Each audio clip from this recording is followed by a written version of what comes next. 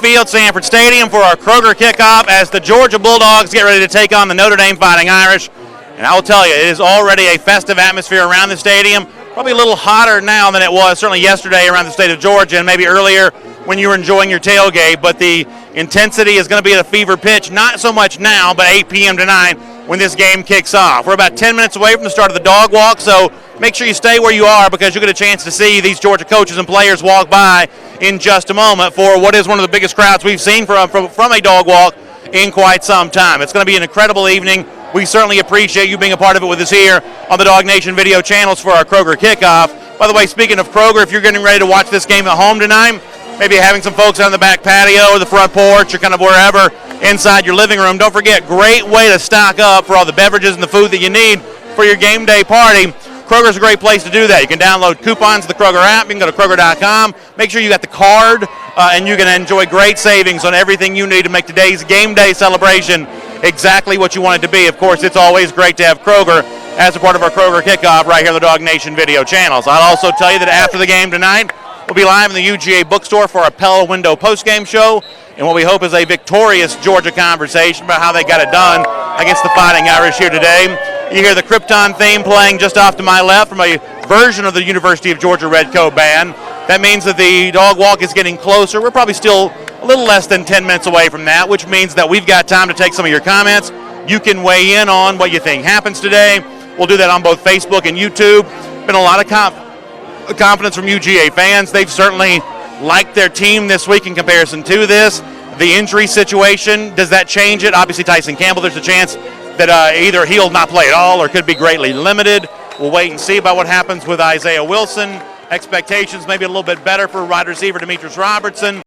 So there's a lot to consider and think about as Georgia gets ready to play here coming up in just a couple of hours' time. With that in mind, let me go on Facebook first. We'll get your thoughts, and then we'll roll over to YouTube there as well. And then in about 8 minutes, we'll do our DawgWalk. You'll get a chance to see it for yourself right here, and it should be quite a show to be able to see as Georgia coach Kirby Smart and the Georgia players, they relax for a moment, they'll smile, they'll shake hands, they'll give some high fives. Plenty of young fans have lined the aisleways here and the railing. They'll get a chance to do that. Of course, it's already been an incredibly festive day on the Athens campus. You may have seen ESPN's College Game Day this morning from Myers Quad. That was obviously well attended and certainly a spirited crowd there. And that continues again here this evening as Georgia fans continue to have a good time and get ready for this. Red Coat Band running by. They're certainly cheering and talking to folks and getting everybody ready to go. We're going to get a lot of your comments up and rolling here in just a moment. I'm trying to get those pulled up. There we go. Now we'll get some comments rolling. We'll get a chance to talk to you, and we'll get a chance to feel like what you think and what you think may happen, how it may all play out here today. Carol calling for Swift to run that ball. Obviously, there have been a lot of thoughts about DeAndre Swift having a big game, and if it's Swift or Fromm, the two most well-known names in this Georgia offense, a big statistical performance today could be a springboard to a more significant Heisman conversation. Playing at 8 p.m. on CBS gives you a chance to do that. The opponent certainly does not hurt. One of the most recognizable national brands in all of college football, Notre Dame. Georgia, a big favorite here, a big showing from the Dogs. Could be quite a catalyst for a national conversation involving UGA, and some of that could be for individual awards like the Heisman Trophy. James McKinney says, let's go, it's time to eat. And James, I think a lot of UGA fans would certainly echo that sentiment as this program is no doubt expected to have its game face on for what's about to play off here in just a couple minutes, and Georgia fans themselves are no different. How about Jason Moon? If you've got the over-under in Vegas, you will love Jason's prediction. He's got Georgia 60, Notre Dame 36. That sounds a little bit more like a score that Anthony Ant-Man Edwards might be a part of. And by the way, the Ant-Man was here a little earlier walking the aisle with some of the other Georgia basketball players too. But 60 points being scored by Georgia. They have done that in what? Two of their last three FBS home games against non-conference foes. So maybe they could keep that going here today. Scott Wood says it's been a long day. For a lot of these tailgaters, that's certainly been the case. Maybe it's the same thing there for you as well. He says waiting on 8 p.m. Corso has been right before. He did put on the UGA headgear a little earlier, so will that be a good sign or not? I know the last time UGA was, Game Day was here back in 2013. There was some thought from some Georgia fans they didn't want Corso to put on the headgear, but he did do that today, and he had kind of a funny exchange with UGA. I'm sure you can read more about that at DawgNation.com. Nicole House says it does not look like a blackout. No, I'm wearing red today. Most of the people around here are wearing red. I see a little bit of black. You know, our DawgNation Express tailgate was kind of the same way. There was a mixture of black and a mixture of red, and that's pretty much to be expected for any home game. There's usually a pretty good mixture of both those dominant colors for Georgia, and so today, ultimately, it's going to be about the same thing. And I think the UGA football equipment staff on Twitter yesterday kind of put to bed any of the rumors that there might be some kind of dog walk when they tweeted out, keep the main thing the main thing. They showed the red jersey. That would seem to strongly indicate what most of us assumed, that Georgia is going to wear its red jerseys later on today. Bob Sherry says, is the liquor flowing in Athens this evening? I can report firsthand, not for myself, but from some of the eyewitness accounts that I've had a chance to bump into, that yes, it has indeed been flowing a little bit here today. Colby Curry says, let's go, baby. The route is on. Obviously, a lot of Georgia fans hope that's true. Scott Stephen Jeffrey says, I've got 54-14. The Dogs way up on top of Notre Dame. That would certainly be something to see. Justin Galay says Corso's picks are at 64%, so I'm actually fine with him picking us. So there you go. Maybe Coach Corso going to come through in a big way here today, as we tight quarters here for our dog walk, as you can probably tell. Steve Osborne says, just win, baby, one at a time, and yeah, that's what Georgia's going to try to do. They're going to try to keep that mindset up. A lot of fans see some free gear being passed out. That's the cheer you hear right now. We're still probably about 5 minutes or so away from the dog walk, but we're getting so close, and these fans are ready for it. This is as much atmosphere and as much excitement and intensity as we've seen from a dog walk now really in a couple of years, and obviously it's every bit what we would expect it to have happen given the opponent that Georgia's ready to play. These fans are ready for Georgia Notre Dame, and in just a couple of minutes you're going to see that dog walk. A lot of fans having a great time here tonight. Kibo Weir says, I'm at Tate. Where's the tailgate located? Well, Kibo, if you're at Tate, you're not too far away from us right now. We're standing here, and, of course, the DawgNation Express tailgate's been rolling on all day long here, too. Chris West says, if Notre Dame loads the line to stop the run, it's going to be easy pickings for Fromm. And that's obviously one of the storylines that Georgia fans are paying attention to. There's obviously a sense that Notre Dame has not had great success when it comes to stopping the run. But today is a day for Georgia to know that Notre Dame's probably going to throw a lot of extra bodies in that direction, try to get that done. And when that does happen, it almost certainly will, what does Georgia do as a response to that? Play action, using James Cook as a slot threat on the outside, the speed sweep option plays that Georgia has used to great effect. The one thing we've seen through 3 games of James Coley is there's a good deal of creativity with this Georgia offense that allows them to scheme around a team stacking the box. And obviously the first directive for Notre Dame's defense here today will be what it does between the tackles. And the only way to prevent Georgia from having great success with this gigantic offensive line between the tackles is to throw a lot of bodies at that problem. I certainly expect Notre Dame to do that, and then we'll see what Georgia does as a counterpunch to that. It'll be one of the interesting chess matches involving these coaches today. And obviously, UGA offensive coordinator James Coley is going to be right there in the middle of all of that. Donald Banks checking in from Valdosta, Georgia. Donald, appreciate that. Van Page says his baby girl is in that crowd. Van, I'm happy to hear that. Tammy Sharp checking in. Tammy, great to see you. Let me pop over on YouTube for a second. Let me see if I can get that cranked up over here, too. We'll take a few YouTube comments, and we're really only should be about 1 or 2 minutes away from the dog walk.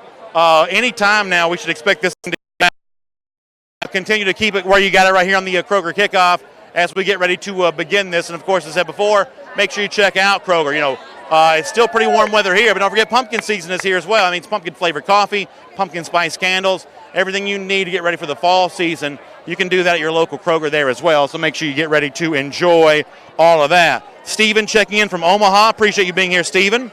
Chris Rich has got it 35-13 Dogs. Chris, that's a pretty good prediction. That's an exciting thing to think about. Scott, Dogs Fan 75, says, go Dogs, sick 'em.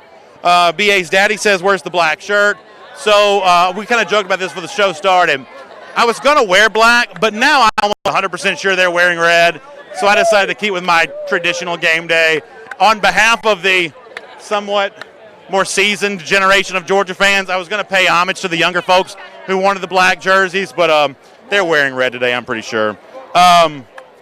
Basketball King 44-44 on the subject of Isaiah Wilson. You know, I think it's a really good question about what Wilson's status will end up being. One way or another, I believe that Cade May is going to be a big part of this football game.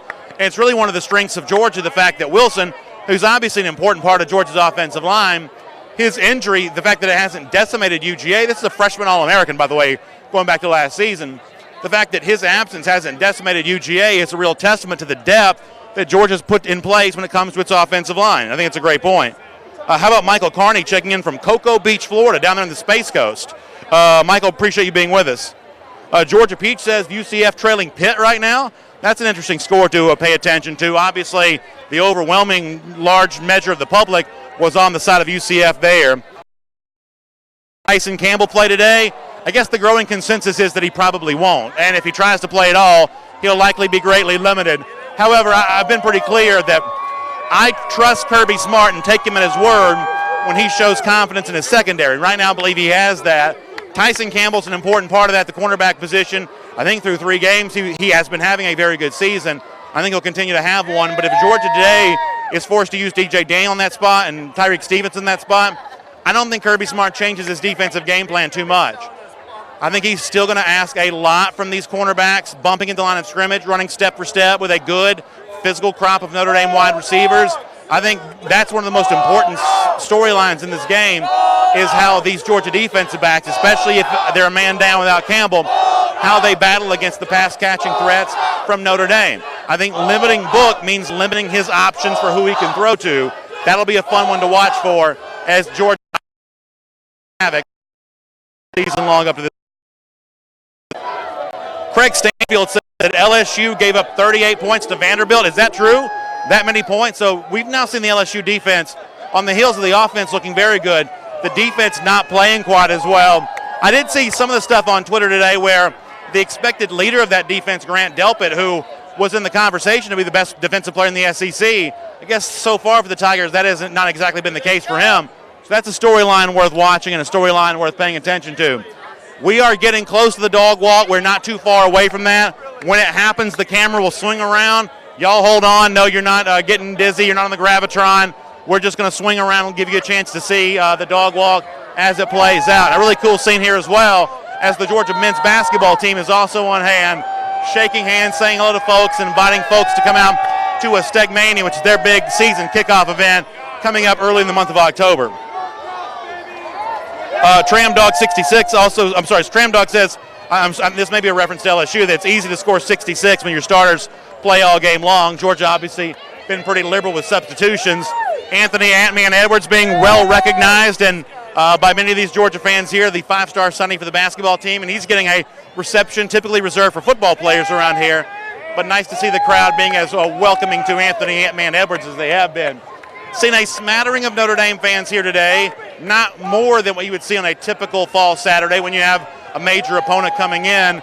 They will have their full allotment of 8,000. They may have a few more fans than that, but this is not going to be a Notre Dame invasion, much the same way it was when UGA went up there in 2017. Not going to be close to that, but there will be a presence of Notre Dame inside the stadium. And if you're interested in their color scheme, I've seen a little bit of blue, a little bit of green, no dominant color from them one way or another.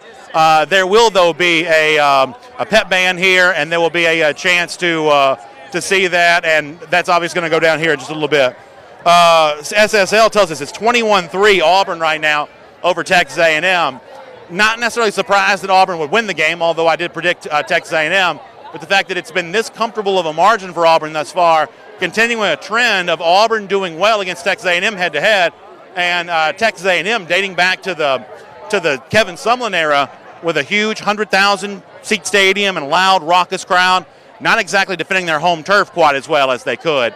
So 21-3, obviously not over with yet, but interesting developments there in College Station as Auburn sends a bit of a message if in the month of September it finds a way to win a neutral site game in Oregon and a road game at Texas A&M. That's quite a statement by Auburn there at that point, and all of a sudden you have to put Auburn in the category of quite serious contenders in the SEC West, especially given the fact they still have the November meeting with Georgia and with Alabama, both of which will be inside Jordan-Hare Stadium. We know how difficult of a place to play that can be. I haven't really seen the numbers on Bo Nix, the quarterback, yet. That'll be an interesting evaluation of how Auburn performs. I know that Auburn defensive line, though, has certainly done really well there today. Craig Stanfield predicts 43-13 for this one today. Mike Browning tells us that Pitt leads UCF right now 21-17. So a great time here with all of this. Tony Tillman checking in from the cabins of Tennessee on vacation. He says, I'm definitely from Georgia, baby. Go Dogs, 45-10. Tony, that's great to hear, and we certainly appreciate you being with us. And I'm guessing you probably have a little bit of cooler temperatures than what we're enjoying right now in the intensity of this crowd with people gathered around us, thousands really all around here. But no doubt I'm sure you're going to kick back and relax and enjoy a great time there tonight. So thanks for checking in there on a nice little vacation for you, it sounds like. Craig Stanfield says, who's that coming down the tracks? So we've been kind of having a little bit of an internal discussion about this, about whether or not it's supposed to be who's that coming or what's that coming down the track. I did notice that Reese Davis on Game Day this morning started the show by saying, who's that coming down the track? I'm kind of the believer that it's supposed to be what's that coming down the track. I realize this couldn't matter less, but it has been kind of funny to hear the Georgia fans that say, who's that coming down the track, as opposed to the Georgia fans who say, what's that coming down the track? DawgWalk here any minute now. No sign of the buses as of yet, although there is a huge contingent gathered at the mouth of the Tate parking lot where the DawgWalk will take place from, coming up in just a couple minutes. Georgia Peach says this is a statement game for UGA. I think in a lot of ways that's definitely true. I think for some of this, it's the hangover that's left over from the 2018 season, the genesis of the Do More motto that we've heard Kirby Smart and these Georgia players talk so much about. But also, it is a very intense competition for playoffs, where Clemson, Alabama, and maybe after today you'll add Auburn to that list. It's very intense competition for playoff positioning. Big wins are the currency in that world, and Georgia has a chance to get one of those. DawgWalk related update, we have seen the big Georgia flag go up. That means the players themselves are not too far away. We'll be swinging our camera around in just a minute. You had a chance to see that as a part of our Kroger Kickoff today. And a huge thanks to Kroger for not only being a part of our DawgNation Express tailgate a little earlier today, but as a part of our Kroger Kickoff right now. The American flag is flying here, looking great and doing so. Always a big part of these festivities. Fans having T-shirts tossed towards them. I'm sure one's going to hit me in the head in a minute, and people will dive past me to go out and get one. So we are in the middle of an incredibly intense moment. This is a fan base ready to really rock out and cheer and make as much noise as they possibly can. I've got sweat rolling it down, but that is nothing in comparison to the atmosphere that's around here and the heat and the intensity from Georgia fans who are ready to enjoy this one here today. What an incredible scene this is about to be. Kevin Green says Nolan Smith needs to have his eyes on Ian Book tonight. If we can make him throw and shut him down the scramble, it's going to be over. And yeah, you better believe, guys like Azeez Ojulari, guys like Nolan Smith, they are going to be watching Book tonight, and they're going to be ready to be with him every step of the way. And by the way, those guys I just mentioned, Ojulari and Smith, they are about to be here. They are about to do this. The DawgWalk is about to begin. The buses are here. Harry Dawg is about to lead them through. To see this, we're going to get in position. You'll see this as these guys walk by. Thousands of Georgia fans on hand. Everybody expressing themselves today and having a great time doing so. You hear the UGA cheers going up, and you're going to see them for yourself in a moment. This has been a very well-dressed team here in 2019. The freshmen themselves have kind of led the way on the fashion part of that. For the most part, they have been in relaxed spirits and good moods before these DawgWalks. Today's a bigger game. Does that change that? We shall find out in just a moment. Guys are getting off the bus. The normal protocol is for everyone to be off the bus, and then as a team they walk together. Difficult to see how many of the guys have already gotten off. Normally, for a typical DawgWalk, we can see from our vantage point all the way to the buses. Today, there are so many people that you can only see just a little bit in front of you right now. But they are starting to gather. Guys like Ben Cleveland, easier to see than others because he towers over so many of the players. Here comes the UGA flag, and we're getting ready to begin. The DawgWalk is about to start. The cheerleaders will make their way through first. They are getting this crowd fired up. And then after that, you'll see Georgia coaches and Georgia players. An unbelievable atmosphere. Standing 10 deep right now in the Tate deck, just to my right, looking down on this. The bridge completely full. Hundreds and hundreds up there. Harry Dawg walks by. He gets a big ovation. Cade May is going to be the first player I see. Shortly after him, going to be Isaiah Wilson as well. Here comes Brian Harrion right in front of your screen. and the dog walk is underway. There's Jake Fromm with the bow tie on. He's stopping to say hello and give some hugs and give some handshakes. Demetrius Robertson come by. Robertson doesn't seem to be limited at all right now. Notori Johnson walks by. There's Charlie Warner to stop by and say hello and offer some hugs and some handshakes. What a great scene that is. Eric Stokes. You see Tyson Campbell coming by. Difficult to tell how easily he may have been walking and how limited he may have been. There's John Fitzpatrick, the UGA tight end. Sam Pittman, the Georgia offensive line coach. He stops by to say hello, looking good in suit and tie. There comes Nakobe Dean rocking the red velvet sport coat. You cannot do anything with that level of style. That's amazing. Nolan Smith looking good as always, in competition for the best dress. There's Kirby Smart, maybe a little more intense than we've seen Smart the last couple of weeks. A little bit less time along the rope line. But Georgia continuing to file in here. Dog walk rolling on. A lot of handshakes, a lot of high fives as Georgia continues to roll through here. Dominic Blaylock also looking sharp, looking like he could go into court right now as a lawyer. Big things expected for that freshman after a breakout performance a week ago. Dog walk continue to roll on. This team taking its time to come through. There comes George Pickens, quickly emerging as one of the huge fan favorites on this team. Trayvon Walker as well. Georgia continuing to file through here. Jake Skoll, Jarvis Jones, one of the student assistants, ironically the former great player, a student assistant now. What a scene this is as the dog walk just goes by, and the crowd, I tell you, to be an intense atmosphere. We were expecting this to be a big day for UGA, and thus far, from my standpoint, it's living up to everything you'd have expected.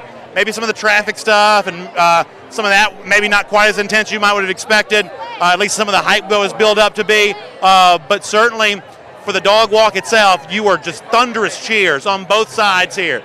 This is a fan base that's ready for football, and I'm right there with them, ready to watch this game too. So we're going to go inside the stadium. We're going to be live all throughout the game in the forum at forum.DawgNation.com. Big updates as they happen at DawgNation.com. And then immediately after the game, inside the UGA bookstore for our Pella Window postgame show. All of the sights and sounds from Georgia. What we hope is a victory over Notre Dame. We'll talk about that with you tonight. Thanks for being a part of our Kroger Kickoff. Thanks for being a part of our DawgNation Express. Huge thanks to Kroger for making all this possible. Stock up on all the Kroger stuff you need for your game day party. We will see you throughout the day on all the DawgNation platforms. Enjoy the game, everybody.